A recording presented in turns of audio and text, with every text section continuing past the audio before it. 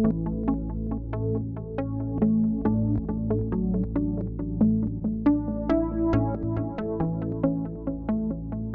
longtime SESI tenet is students don't do optional. Years of SESI data and focus group interviews with students have shown us that they often don't take advantage of recommended academic supports that could help them succeed. But when colleges make it mandatory, opportunities for failure are removed. In the following video clip, students and faculty describe their thoughts about services and assignments that are optional and those that are mandatory. For this semester, I didn't go to a advisor. I chose to skip, and I think I'm sort of paying the price for it because I took on 3 writing classes, which has a lot of writing and papers. So I think for my next semester, I would just continue meeting with an advisor because you have to balance your schedule and not doing more than maybe 2 classes that requires writing. When you first register, you have the option to go see a counselor or something, so you can see what kind of classes or how many credit hours you want. But that's optional. It's not required. I didn't do it because I already pretty much knew what I wanted to do. You see a lot of confusion in online classes when students become disoriented because they're doing things out of sequence. And it's super important for me when you have a larger project to put if you have a straight line, you put your deliverable down here, but you put your instructions up here because you want your students to read the instructions here. And it may be 2 or 3 weeks before you get that in assignment inbox, but you've got to tell them, hey, I want you to get started on this. Here are the instructions. Here are your scaffolding assignments. And then here's your major deliverable at the bottom. And everything's interactive. Everything's an assignment. If there's not an assignment, they will skip it. I personally think that, during orientation, they should have a set requirement that students need to be, to attend, how they have requirements for scholarships and they have to attend workshops. I think they should do the same thing. Before you get into school, really understand what you're getting into when it comes to borrowing loans or, understand your Pell Grants. Make sure you have a good and thorough understanding of your financial situation, I guess, before you even start attending, before you even sign the master promissory, anything. They should just really understand what they're getting themselves into. So, or even before admission says, yes, you're admitted, come on in, they should say make it like a permanent step that somebody needs to follow before they get enrolled.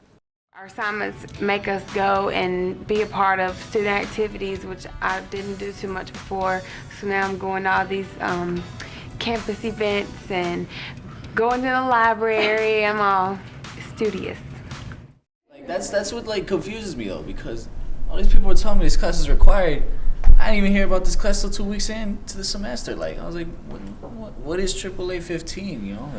Oh, that's the Success for Students class or something. I was like, what? Does that exist? Yeah, same here. They're like, yeah. You take it, teach you time management skills and things like that. You go once a week, and I was like, and it's required. Yeah.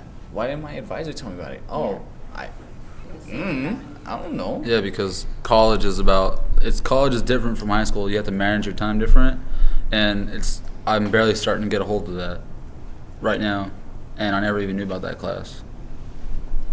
I was told about it and that it was mandatory and required, but I didn't end up taking it anyway. So it's it wasn't obviously that required because I know a lot of other students that aren't taking it also.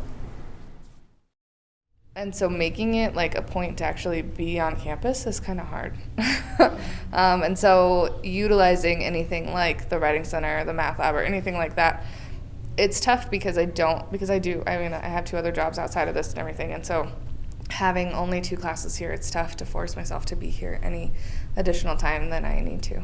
I do have an assigned advisor, an engineering advisor here. It's not mandatory that you have to see your advisor, but I just see it just to have a good relationship with her, you know what I'm saying? So.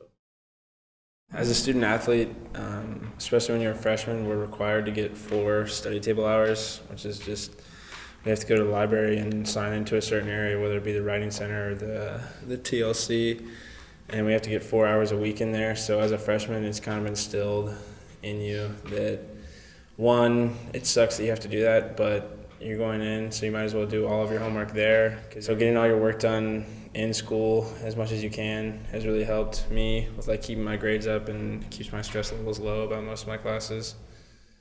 They can register online in their first semester. They're required, if they're AA degree seeking, they're required to take our student success course called SLS 1101. They're required in the first semester to meet with their assigned advisor. They're required to do new student orientation as part of their admissions packet. We feel like all of these elements provide a strong start. And then the career exploration. If they've not completed the career assessment prior to orientation, they'll complete it during orientation. So those are the items that are required in the first semester before they go on to the second. And we said orientation should be required, so that way people can get a better understanding of what their classes are. And when they first time out here, they won't have to look for this classroom. We have a 15, 30, and 45 rule, so anytime a student and that is using VA benefits, and I'm sure all the advisors on campus are using the same rule. So anytime somebody reaches their 15-hour mark, they have to see their advisor. They're putting like holds on people's accounts to where they have to get a PIN now before they can register for more classes. So they are making sure students are on target and are not detouring from the degree plan and doing access classes and wasting time. So that's what I really like about here. So 15 hours, 30 hours, and 45 hours. In order to pass seminar, we were required to meet with our navigators 3 times. We actually had to have them sign a paper stating that we met with them. And like we had to have them fill out like our classes for like the next semester. And they had to sign it stating that we were with them, we actually met with them, we actually have everything set. Like it's like our success thing. Like we actually had to make sure we had everything set before we could even pass seminar. They would not pass us unless we had everything signed. It's a requirement of our students institutionally that they meet with a navigator face-to-face every semester. So especially in their first semester, we'd like to meet with them 3 times, if not more, face-to-face. But every student, every semester, needs to have a face-to-face interaction with a navigator, whether that be in person in our offices or over the phone or through a video chat. We are able to then work with the student to unlock their ability to register for the next semester.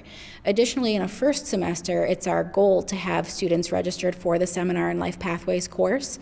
As a part of that course, a large portion of that content is an interaction with us as navigators, again, for the purpose of creating a map of their courses throughout their time with us here. We're getting to know the students on those deeper levels to understand what those goals are and then help them to create a path from that point A to point B. So that's ideally accomplished in the first semester. The orientation that they had, it's mandatory for all the students coming in, that, and that was actually where they offered the opportunity to do this. But yeah, you know, you went through and you met in an auditorium kind of thing, and they would talk to you about like all the resources that they have on campus, and then you were organized based on like if you were a transfer or if you had like where you were, and they would take you to separate rooms and have another presentation there, and then you would meet with an advisor. So that was helpful. I had a teacher require that we go to the AAC lab for an assignment. We had to have one of our essays signed by one of the tutors. And it was a great way to kind of intro ourselves, if we never used the service before, to find out like what it's about, like how does it work. And while I was there, I ended up, going to the math tutor and saying like, hey, I'm taking some math, can you help me with this? And while I was there, I made a day of it. It was really nice. And it motivates you to get things done early instead of just like doing your essay the night before. You get it done early, go get it checked out by your English tutor, and they'll help you extensively.